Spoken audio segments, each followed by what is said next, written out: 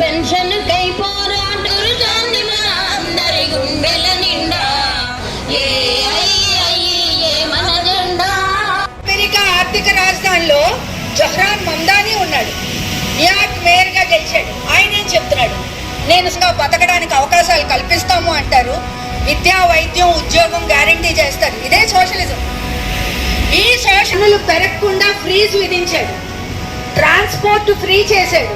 ఇక్కడ మనకు అంగన్వాడీ వ్యవస్థ ఉంది కదా, అలాంటి ఒక వ్యవస్థను అక్కడ తేడానికి ఒక ప్రయత్నం చేస్తున్నాడు. చాలా గుండె ధైర్యంతో చెప్తున్నాడు, పెట్టుబడిదారీ వ్యవస్థ, కార్పొరేట్ సిస్టము ఇది ఇంకా అభివృద్ధి చెందదు.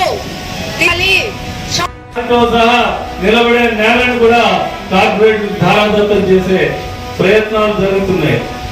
బ్యాంకింగ్ రంగం ఈరోజు భారతదేశ ఆర్థిక సార్వభౌమత్వాన్ని కాపాడడానికి ప్రభుత్వ రంగ బ్యాంకులు కానీ, ఎల్ఐసి కానీ, నెక్స్ట్ బిఎస్ఎన్ఎల్, పోస్టల్ తదితర సంస్థలన్నింటినీ సమూలంగా కోవిడ్ వేళతో ప్రకటించి నాశనం చేసే దిశగా మనం మరింత ఐక్యతతో ముందుకెళ్లే సమయం ఇప్పుడు ఆసన్నమైంది. ఈ రోజు ఇంకా తప్పనిసరి పరిస్థితుల్లో మనందరం ఐక్యంగా నిలబడి